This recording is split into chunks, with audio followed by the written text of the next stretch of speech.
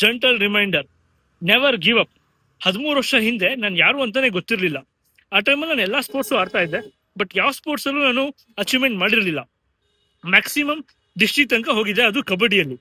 ಅದಾದ್ಮೇಲೆ ನಾನು ಚೂಸ್ ಮಾಡಿದ್ದು ಪವರ್ ಲಿಫ್ಟಿಂಗ್. ಪವರ್ ಲಿಫ್ಟಿಂಗ್ ಅಲ್ಲಿ ನನ್ನ achievements national deadlift gold medal, ಅದಾದ್ಮೇಲೆ ಸ್ಟೇಟ್ ರೆಕಾರ್ಡ್ ಇತ್ತು ಸೀನಿಯರ್ ಅಲ್ಲಿ, ಅದು ಬ್ರೇಕ್ ಆಗಿದೆ ಈಗ. ಅದಾದ್ಮೇಲೆ ಔಟ್ಸೈಡ್ ಕಾಂಪಿಟೇಷನ್ಸ್ ಮತ್ತೆ ಸ್ಟೇಟ್ ಕಾಂಪಿಟೇಷನ್ ಸುಮಾರಷ್ಟು ನಾನು ಆಡಿದ್ದೀನಿ, ಮೆಡಲ್ಸ್ ಕೂಡ ಗೆದ್ದಿದ್ದೀನಿ. I can say I have 13 years of fitness experience, I have 10 years of IT experience and 6 years of coaching experience. ಈಗ 6 ವರ್ಷದಲ್ಲಿ ನಾನು ಕ್ಲೋಸ್ ಟು 2000 ಕ್ಲೈಂಟ್ಸ್ ನ ಹ್ಯಾಂಡಲ್ ಮಾಡಿದ್ದೀನಿ. ಅಫಿಷಿಯಲಿ 1870 ಪ್ಲಸ್ ಅಂದ್ರೆ 1870 ಕ್ಲೈಂಟ್ಸ್ ಮೇಲೆ ಹ್ಯಾಂಡಲ್ ಮಾಡಿದ್ದೀನಿ. ಸೊ ಆ ಎಕ್ಸ್ಪೀರಿಯನ್ಸ್ ಲರ್ನಿಂಗ್ಸ್ ಸಹ ನನಗೆ ಕಾನ್ಫಿಡೆನ್ಸ್ ಬಂದಿದೆಯಲ್ಲ, ಅದು ನೆಕ್ಸ್ಟ್ ಲೆವೆಲ್.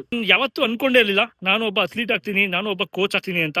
ನಾವು many people actually values me, they have truly respect me in all the sense. ನಾನು ಎಲ್ಲೇ ಹೋದ್ರು ಒಂದಿಷ್ಟು ಜನ ರೆಕಗ್ನೈಸ್ ಮಾಡ್ತಾರೆ, ಸರ್ ಅಂತಾರೆ, ಭಯ್ಯ ಅಂತಾರೆ, ಬಾಯ್ ಅಂತಾರೆ. ಆ ರೆಸ್ಪೆಕ್ಟ್ ಯಾಕೆ ಬಂತು ಗೊತ್ತಾ? Because of my consistency, patience, dedication.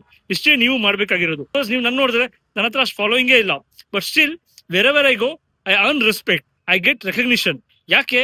Because of my communication experience, the way I am. ಹೊಸ ವರ್ಷ ಶುರುವಾಗಿದೆ, so start with a fresh mindset. ಈ ವರ್ಷ ನೀವೇನ್ ಅನ್ಕೊಂಡಿದ್ದೀರಾ ಅಚೀವ್ ಮಾಡಲೇಬೇಕು.